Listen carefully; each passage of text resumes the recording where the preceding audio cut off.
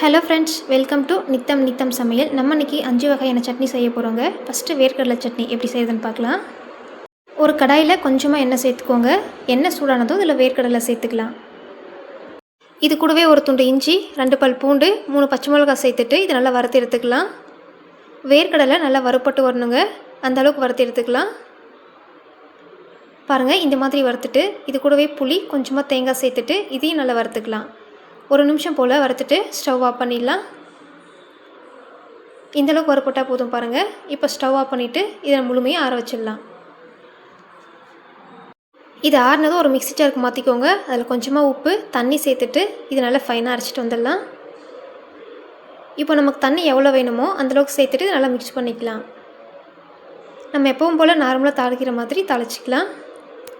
கடுகு, சீரகம், வரமிளகா, கறிவேப்பிலை சேர்த்துட்டு தாளிச்சிட்டு இதில் சேர்த்துக்கலாம். அவ்வளோதாங்க, வேர்க்கடலை சட்னி நம்ம ரொம்பவே ஈஸியாக செஞ்சிட்டோம். அடுத்தது நம்ம வெள்ளரிக்காய் சட்னி எப்படி பண்ணுறதுன்னு பார்க்கலாம். அதில் 1 டேபிள் ஸ்பூன் எண்ணெய், 2 டேபிள் ஸ்பூன் பொட்டுக்கடலை சேர்த்துக்கோங்க. இது கூடவே பச்சை மிளகாய் சேர்த்துட்டு இது நல்லா வறுத்து எடுத்துக்கலாம். இது இந்தளவுக்கு வறுப்பட்டால் போதுங்க. இப்போ இதில் கொஞ்சமாக சீரகம், கட் பண்ணி வச்சுருக்க வெள்ளரிக்காய், கொஞ்சமாக தேங்காய் சேர்த்துட்டு இதை நல்லா வதக்கி எடுத்துக்கலாம். 3லேருந்து 4 நிமிஷம் போல் இதை நல்லா வதக்கிட்டு ஸ்டவ் ஆஃப் பண்ணிடலாங்க. ஸ்டவ் ஆஃப் பண்ணிட்ட அப்புறம் கொஞ்சமாக கொத்தமல்லியில் சேர்த்துட்டு இது நல்லா மிக்ஸ் பண்ணிக்கலாம். இப்போ இது ஆறட்டுங்க. ஆறினது ஒரு மிக்ஸி ஜாருக்கு மாற்றிக்கலாம். இது கூடவே உப்பு, தண்ணி சேர்த்துட்டு இது நல்லா ஃபைனாக அரைச்சிட்டு வந்துடலாம். நமக்கு எவ்வளோ தண்ணி வேணுமோ அந்தளவுக்கு சேர்த்துட்டு இதை மிக்ஸ் பண்ணிக்கலாங்க. இப்போ நம்ம அதை தாளிச்சிக்கலாம். கடுகு, சீரகம், வரமிளகா, கறிவேப்பிலை சேர்த்துட்டு இது தாளிச்சிக்கலாம்.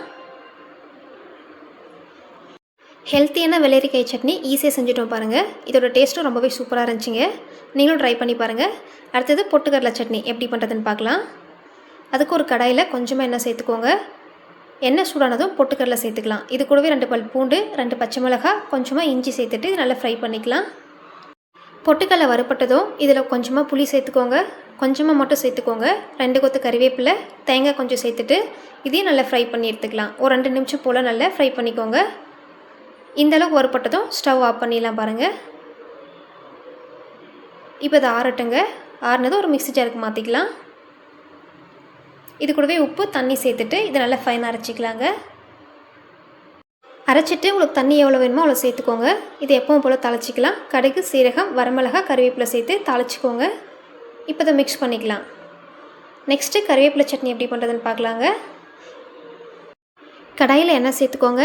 எண்ணெய் சூடானதும் இதில் 1 டேபிள் ஸ்பூன் கடலைப்பருப்பு, 1 டேபிள் ஸ்பூன் உளுத்தம்பருப்பு, வரமிளகாய் 2 சேர்த்துக்கலாம். இது கூடவே 5-6 சின்ன வெங்காயம், 4 பல் பூண்டு, 1 துண்டு இஞ்சி சேர்த்துட்டு இது வதக்கிக்கோங்க. நீங்கள் சின்ன வெங்காயத்துக்கு பதிலாக ஒரு மீடியம் சைஸ் பெரிய வெங்காயம் கூட சேர்த்துக்கலாம். இது இந்தளவுக்கு வறுப்பட்டதும் இதில் ஒரு கைப்பிடி அளவு கறிவேப்பிலை, கொஞ்சமாக தேங்காய், கொஞ்சமாக புளி சேர்த்துக்கோங்க. சேர்த்துட்டு இதை நல்லா ஃப்ரை பண்ணி எடுத்துக்கலாம். பாருங்கள், இந்தளவுக்கு நல்லா ஃப்ரை பண்ணி எடுத்துக்கோங்க. நம்ம சேர்த்த கறிவேப்பிலை இந்தளவுக்கு வதங்கி வந்ததும் ஸ்டவ் ஆஃப் பண்ணிடலாங்க. ஆஃப் பண்ணிவிட்டு இதை ஃபுல்லாக ஆற வச்சிடலாம். இது ஆறினதும் ஒரு மிக்ஸி ஜாருக்கு மாற்றிட்டு உப்பு, தண்ணி சேர்த்துக்கோங்க. சேர்த்துட்டு நல்லா ஃபைனாக அரைச்சிட்டு வந்துடலாம். நம்மளுக்கு தண்ணி எவ்வளோ வேணுமோ அவ்வளோ சேர்த்து மிக்ஸ் பண்ணிக்கலாம். இப்போ நம்ம தாளிச்சிக்கலாங்க. எண்ணெய், கடுகு, சீரகம், வரமிளகா, கறிவேப்பிலை சேர்த்து தாளிச்சிட்டு இதில் மிக்ஸ் பண்ணிக்கலாம். நெக்ஸ்ட்டு ரொம்பவே டேஸ்டியான தக்காளி சட்னி எப்படி பண்ணுறதுன்னு பார்க்கலாங்க. கடாயில் எண்ணெய் சேர்த்துக்கோங்க. இது கூடவே ஒரு வெங்காயம், 2 தக்காளி, 2 பல் பூண்டு, 2 வரமிளகா, கொஞ்சமாக புளி சேர்த்துட்டு இது நல்லா வதக்கிக்கலாம். இது கூடவே கொஞ்சமாக உப்பு சேர்த்து வதக்கிக்கலாங்க. தக்காளியெல்லாம் நல்லா மசிஞ்சு வெந்து வரணுங்க. அந்தளவுக்கு நல்லா வதக்கிக்கலாம். பாருங்கள், இந்த அளவுக்கு வதங்கினதும் ஸ்டவ் ஆஃப் பண்ணிடலாங்க. இது ஆறுனதும் மிக்ஸி ஜாருக்கு மாற்றிட்டு தண்ணி சேர்க்காமல் ஃபஸ்ட்டு அரைச்சிக்கலாங்க. அப்புறமா கொஞ்சமாக தண்ணி சேர்த்து இது நல்லா அரைச்சிட்டு வந்துடலாம். இது எப்பவும் போல் தாளிச்சிக்கலாங்க. கடுகு, சீரகம், வரமிளகா, கறிவேப்பிலை சேர்த்துட்டு இதை தாளிச்சிட்டு இதில் சேர்த்துக்கலாங்க. இப்போ இது நல்லா மிக்ஸ் பண்ணிக்கோங்க. இந்த வீடியோ உங்களுக்கு பிடிச்சிருந்தா லைக் அண்ட் சப்ஸ்கிரைப் பண்ணிக்கோங்க. நெக்ஸ்ட் வீடியோவில் பார்க்கலாம்.